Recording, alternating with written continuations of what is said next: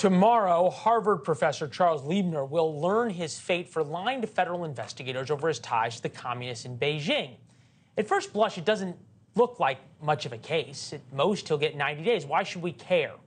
But the case calls attention to a much bigger deal: China's continued infiltration of our country and our country's feckless response. The Chinese build police stations to harass and at times kidnap Americans. We arrest low-level goons. China steals our technology, and we partner with Chinese companies to buy it back and build it in America. China co-ops our top academics and uses them to procure very sensitive American secrets. The professor might get 90 days. The Chinese spies attempt to recruit American politicians. Those politicians still get to serve on the House Intelligence Committee, a la Eric Swalwell. We could do an entire show, a week of shows actually, on Beijing's attacks on America and our lack of response. Elbridge Colby's here, leading expert on China's attempts to use our freedoms against us and the fight to stop it. Former Deputy Assistant Secretary of Defense for Strategy and Force Development. I guess at first glance, there isn't really any reason for the Chinese to stop, right? Well, it's enormously advantageous. I mean, in the sense that they've put incredible tentacles into our society. And of course, you're mentioning the Thousand Talents program and this ignominious case of the Harvard professor. But their financial influence we've seen is extraordinary on Wall Street, in the process of deindustrialization over the last generation, buying up farmland, Hollywood, et cetera. And this is just a piece with the kind of approach that they're using around the world. It seems so innocuous, right? Oh, they have some police stations in America. You think, well, I don't know what that really means. Does Americans realize that they actually have a large outfit of people who do not register as foreign diplomats, who are here on our soil to harass and spy on Americans and to take action against them? I'm not sure whether they realize it, and even if they do, it's really only a taste, Leland. I mean, and that's the thing. And you know, people kind of complain about the balloon incident, and for those of us who follow China, it wasn't terribly surprising.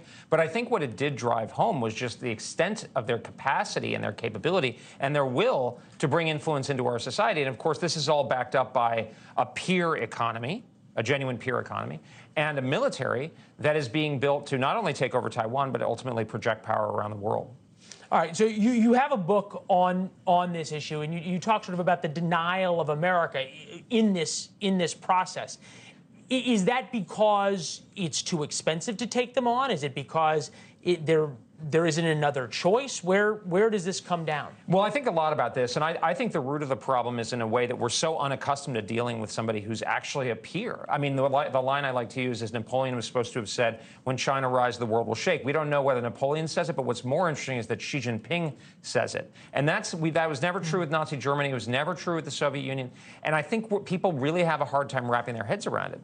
But that's the way that the Chinese are going to behave, and that's the extent of their ambitions, and we've got to grapple with it. You think about some of the things they're doing, just some of the things we've covered, the Chinese land grabs in Michigan, buying up U.S. farmland, trying to put facilities near some of our most sensitive Air Force bases, on and on and on and on.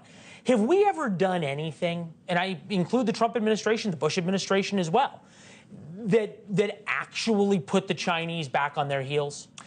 Well, here and then we've pushed back on the way that's had an effect, but it's nothing compared to the scale. So there's progress that's been made. I think we did some in the Trump administration.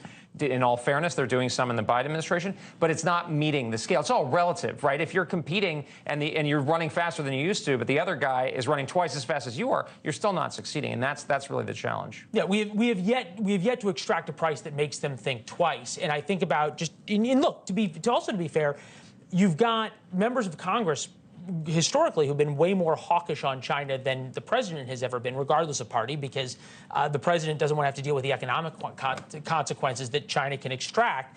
Just now, the House has approved a resolution demanding that China release Mark Swadan, an American wrongly held, accused of drug dealing. It's a trumped-up charge. 418 yeas and 0 nays, which demands that the government of the People's Republic of China and the Communist Party of China release Mark Swadan.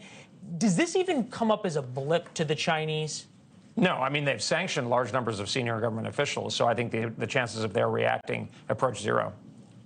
Thanks for watching. Go to newsnationnow.com to find NewsNation on your television provider. And don't forget to subscribe. Click the red button to get more of NewsNation's fact-driven, unbiased coverage.